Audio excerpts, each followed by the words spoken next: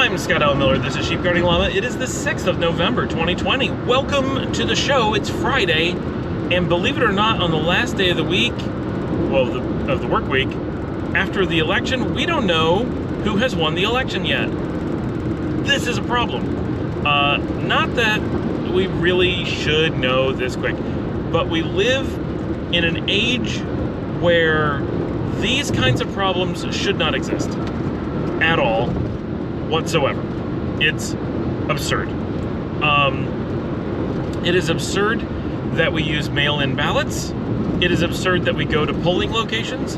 It is absurd that we count by hand. It's absurd that it takes time and we can't count until long after the election. All of it is absurd. The whole process is stupid, and I understand that it goes back a long way and it's hard to change tradition and laws and all that stuff, but it is 2020 and we live in one of the largest, one of the richest countries in the world. We live in the country that creates more of the world's technology than anyone else currently, and yet we are a laughingstock to the entire world for how antiquated and ridiculous our voting process is. It is so prone to error. It is so prone to delays. It is so prone to mistakes, and so, I don't want to say easy to tamper with, because it's not easy to tamper with, but it's easier than it should be to tamper with, because it takes more work to make it this risky. Going to digital voting would be simple. It would save Americans so much money, so much. Like, it's just ridiculous how much money it would save, while making the results essentially instantaneous. We could have polls close on Tuesday at, say, midnight in Alaska or whatever, and within 15 minutes have all numbers for the entire country. For people who are, overseas, for people who are just wherever they are, we'd have it all. It would be done. It would be almost instant. We would just query a database on 300 million records, and boom, here's exactly the numbers. You can break them down by the totals, you can break them down by districts, you can break it down by town, whatever.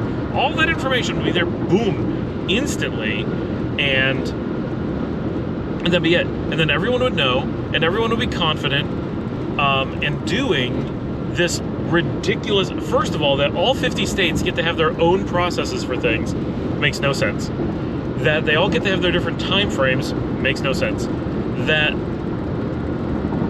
they go on for so long and do this mail-in thing, and just, the whole thing is so dumb. And it just leads to, and we're seeing it going on, this opportunity for manipulating the public into thinking, because it's so absurd, because there's absolutely zero excuse for it to be as bad as it is, right? You can say, well, governments are incompetent. Yes, but they don't have to be. They choose to be. There's no excuse for it. They have the capability of hiring competent people should they want to. And because there's zero excuse for it, and because it's so confusing, actually, to have it be so bad, right? There's no, you can't train people in school how to vote, because the physical mechanics of voting is different every time. Not like when I was a kid, where they would teach you in school what voting was going to look like, and when you voted, it was exactly that, right? It wasn't simple to do, but it was at least standard. Now, every time we vote, everything's different. Where you go, how you vote, whether it's paper, what you have to show, there's nothing alike from time to time. You're relearning the whole process for every single election. It's not a presidential election, every election, right? It's nutty. Sometimes you vote in a church, sometimes you vote in a library, sometimes you vote in it's so weird.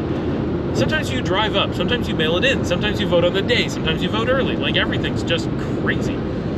And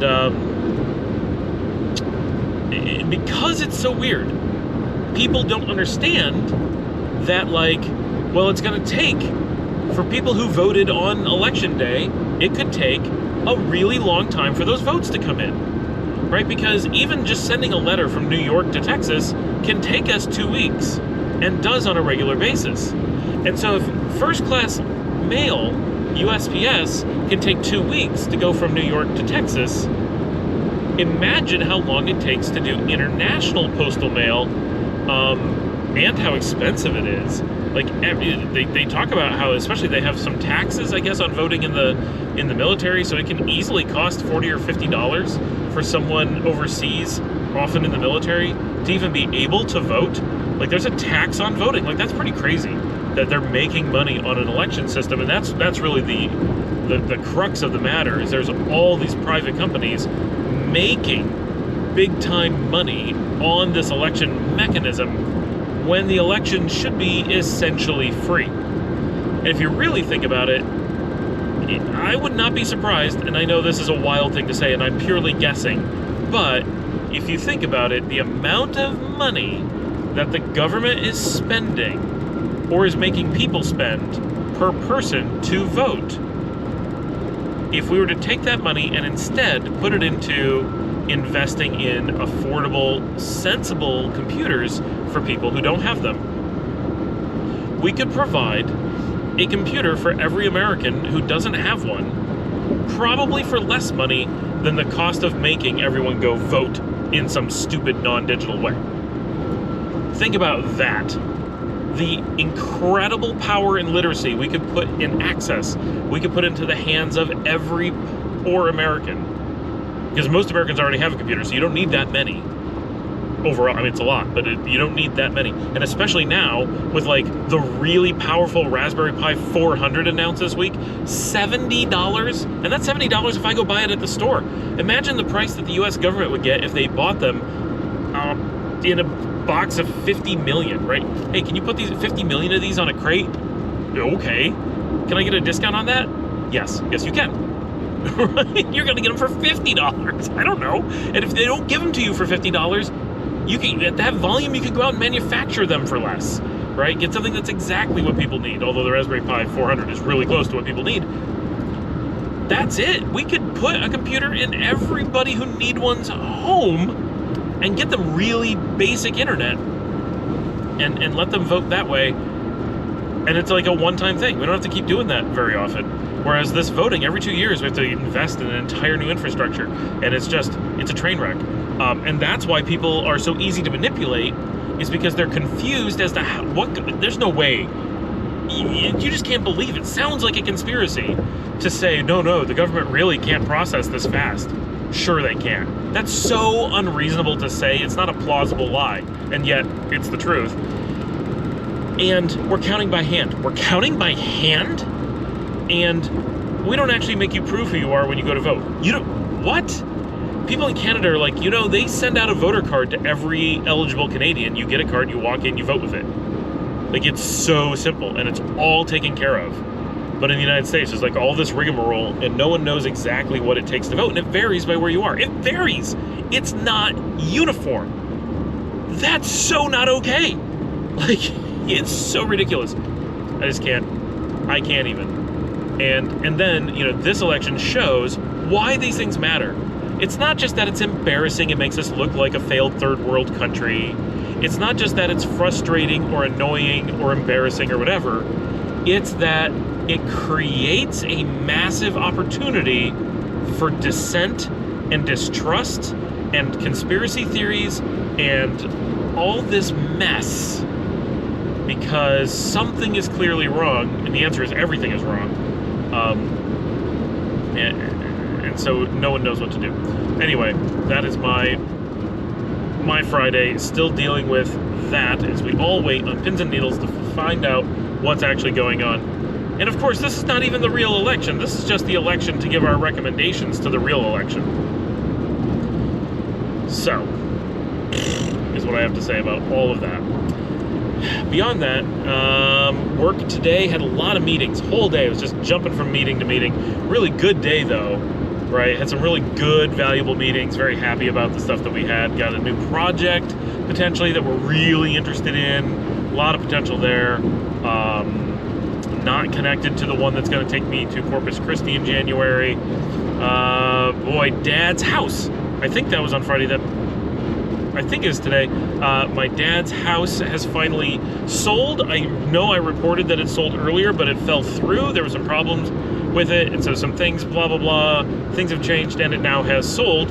And Dad, his car has died, his Volvo convertible. I don't know what's wrong with it. I don't know if it's like maybe the battery's dead, or maybe the car is just seized up. I have no idea. He moves permanently on Monday, which is like November 9th, I want to say, to his new apartment in Geneseo, New York, which he's already been in and been moving stuff into and has some things, but he's been living at the farm and just kind of moving in. Now, on Monday, he will be moved in and living in the apartment, which has got to be really weird for him, because he's been living on the farm for 44 and a half years. I was barely an infant, just barely born, when we moved into the farm, and it's the only place that my dad has lived in all that time, so 4.5 decades, which I will never have a place that I live like that. I have already moved around too much to ever be able to settle into a single place for that long, which is a depressing thing to think about. I've blown my chances for settling down. It's too late. I'm just a vagabond. Which is funny now, because I think of myself as a vagabond now. But really, I move far less now than I did when I was young. It's realizing, once I turned 18 and started just bopping around to different places all the time, Michigan, New York, Virginia, Pennsylvania, South Carolina, just wherever, I was really preparing myself for what would become my future life of being incredibly restless. but so Dad has not had an apartment for, I can't even begin to guess how long. So we bought the farm in '76, but he and my mom sold a house that I believe they owned in Chi-Li, New York, to get that house. And I know they didn't own that for a really long time, but they probably owned it for a few years. So, totally guessing, I'm just going to say 3 or 4 years. I know that they had an apartment in Rochester prior to that. So I want to say that they got an apartment somewhere around 1967 and probably kept it until about 1970, 1971. So my guess is that this is my father's first time living in an apartment other than on vacation since somewhere around 1971 or earlier. And having only been in one of 2 houses all that time. So very, very different for him. And probably quite exciting because apartment life is actually pretty cool. I like it. I like the freedom and the not having to deal with anything. That's going to be really big. I don't know how long it's going to be before that sinks in for my father, that like he doesn't have to worry about the plumbing. He doesn't have to worry about the wiring. He doesn't have to worry about all the upkeep. Those things are so killer on the farm. Just my house in Dallas, it drives me crazy. And the farm is so much more. There's no mowing, which has been, a core component of my father's life for forever, has been mowing the insane amounts of grass around the house. And even before that, we were mowing my grandmother's house down the road. She was about 3/4 of a mile away, starting when I was about 5 years old. So there was always 2 lawns to mow right there. There's just always lawn. Always, always, always. And now that's all that stuff, the amount of free time and relaxation, and it's so much easier to just know what things are going to cost. How much is the rent every month? That's how much it costs. There's no upkeep on a house. Like, both have their advantages, trust me, I know. Whenever I'm in an apartment, I miss having a house. Whenever I'm in a house, I miss having an apartment. I like the living in an apartment. I like the conveniences. The one thing I like about a house is that when you know you're gonna own a house for a long time, you can really put in some effort to customize it and make it yours.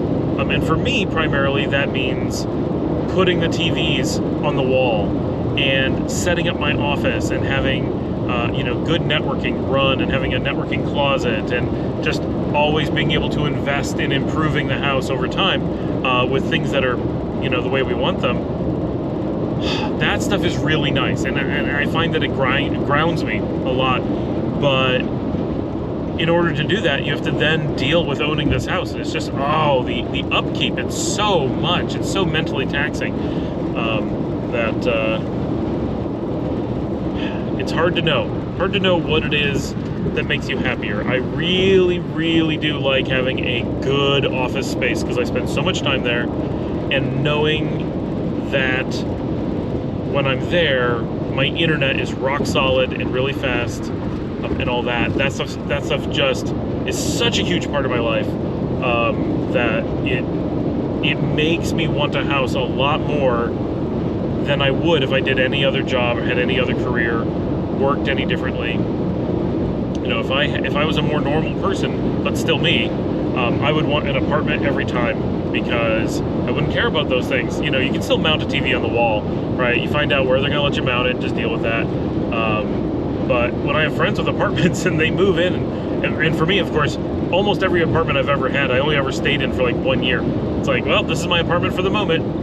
And the idea that you would stay longer than that is like, really? Oh, weird. I guess you can take a lease for a second year, but who does that? Most people is the answer. But having an apartment and like taking the time to paint and really decorate, not just set up your stuff, but like hang things on the wall, maybe buy drapes that go with the apartment, and, you know, stuff like that, mounting your TV. Even Rachel moving into her apartment around the corner from us, you know, she did so much to customize the apartment and really like make it hers, and she only lived there for like 90 days. Like all that work, and then you gotta fix it all, right? Oh, you gotta cover up where the TV went through the wall. You gotta, you know, or leave stuff behind for people, or just whatever, because when are you gonna use those drapes again? Never. It's, to me, very strange to put that much effort into a place that isn't yours, because you, at least to me, in my mind, even if I'm planning on being somewhere for a really long time, it's always in my mind that this isn't my place. I'm decorating someone else's place, and I'm potentially decorating it for not very long. It just feels weird to me, and I realize that so we've owned the house in Dallas for 10 years, and the effort that we put into making the office what it is and everything, pretty much wasted, right? I mean, I've used probably 5 years in that office, but if you were to rent a place for 5 years, the same effort would make sense, right? We built that room completely. What do I know? But so that was Friday around here. We have started watching the 3rd season of Star Trek Discovery on CBS All Access. It's awesome for the most part. I really like the directing on Discovery. I really like the acting team. The writing leaves a lot to be desired. Still has the complete, total mistake of having what we call the Neelix character. There's always one super stupid, nothing but a plot device, 2-dimensional character on every Star Trek series that is completely asinine, always making ridiculous comments that make you want to bash their head in, is just there to move the plot along or to deliver banal commentary that, you know, to show what really, really dumb people would think and give them a voice for whatever reason. And it's a formula that they've stuck to, and I think it really hurts the series. It makes it hard to really be passionate about how good it is, and Discovery did not fix that, and they should have. Nor did Picard. Both of them went down that path and stuck to, they doubled down on having the crazy, annoying plot device 2-dimensional character. And that's one of the reasons why The Orville is just so much more of a good, serious sci-fi. Even though it at times can be so goofy, it's more consistent. The Star Trek universe consistently isn't consistent. That's its consistency. Because there's supposed to be all these characters are supposed to be the best of the best, and then there's always one character that's just a box of rocks. And they'll say that they're smart, but they're only saying it. The actual character is a box of rocks. I don't know why they do it. And we figured out the original Star Trek series, it was Dr. McCoy, which you don't think about, right? If you've distanced yourself from Star Trek. You're like, nah, he's one of the main characters. Like, yeah, he was good. Then you actually watch the original series, which I have recently. Every word out of that character's mouth is the stupidest thing ever. It's predictable. It is annoying. He is angry at every moment. He is incredible levels of hubris and massively stupid, right? When you really pay attention to it, they'll be like, if we don't get the engines going, we're all going to die in 5 minutes. I don't care if we're all going to die. I have to save this patient. You're willing to let everyone die, including the patient, to save the patient? How stupid are you? Right? And it's like every conversation with him is stuff like this. And I'm not a cook, I'm a doctor. Oh, right, because by being a doctor, it means you're so dumb you don't know normal things. Got it. Like, that was his response to everything. And it was true. He didn't have any common sense or know anything. So it kind of played into his character. But, well, how did he get into Starfleet? How did he pass any classes? None of it makes sense. The character was so bad. Watch it and pay attention to him thinking about it, and it's grating how bad he is. In Star Trek Next Generation, they didn't quite follow the formula. They did put in a quirky character of Data, and he replaced Wesley. Wesley was the actual stupid two-dimensional character. He had no personality, super goofy, didn't make any sense. Everyone has to go to the academy, except for this kid. Why doesn't he have to go to the academy? Because his mom's here. But he left the show, and so they backfilled with Data and had Data take his place. But Data wasn't meant to be a two-dimensional character and had way more going on for him and had an actually good actor playing the part. Not that Will Wheaton wasn't a good actor, just, you know what I'm saying? Like, unlike other characters that they've done these stupid things with. And so Data was really much better. So TNG stands out for lots of reasons as vastly superior to other series because of whatever happened. That just because Will Wheaton decided not to continue the show and they decided not to, you know, force a really stupid character in to take his place. And they kind of did it with random extra characters like Deanna Troy's mother and stuff like that. So it really made TNG much, much stronger and cohesive as a show. When they did Deep Space Nine, they put in Quark, who was exactly Dr. McCoy again. Crazy annoying, so two-dimensional that they don't actually make sense in the universe. They just don't fit. Same thing with Neelix on Star Trek Voyager. Holy cow, was he annoying. I know there's some really annoying character on Enterprise, and for whatever reason, I can't think of who it is, because I always try to block it out, but I know they're there. It's probably whoever plays the Doctor, but I don't remember for sure. And then, because for whatever reason I can't picture the Doctor on that show. And then in Picard, it is Alison Pill's character, who is just beyond annoying from the very first moment she's on screen, and makes no sense. And you know, they have to keep telling you that she's smart and keep telling you that she's good, because that doesn't come through at all. And then on Discovery, it is Ensign Tilly. Now in Voyager, they had an extra one. They also had Ensign Kim, who's like the backup stupid, annoying two-dimensional character. But with Discovery, they have Ensign Tilly, who is so dumb and so two-dimensional that just the whole time you're like, please let her be left behind in an away mission. Hopefully someone will kill her, because you can't stand to have her on screen, because everything she says is so dumb and so just out of character, and it doesn't make sense in the Star Trek universe, right? Oh, these are supposed to be the best of the best, and she's supposed to be somehow the junior officer, yet promoted to the bridge, and yet the one engineer who's in everything, just like Ensign Kim. Oh, he's the junior guy, but he runs the bridge on one of the shifts, and he's also the only engineer that can ever save them, and yet he's also like a 12-year-old kid who can't carry on adult conversations. And Tilly is the same way, can never follow directions, and is so just religiously about Star Trek, but doesn't make any. It's why they do this. I know it makes the writing easier, but beyond that, the Discovery writing is generally pretty poor. But the directing and acting and special effects are so good that you kind of overlook it, and it's really good. But when you try to dissect the story, you're just like, wow, that was phoned in a lot of ways.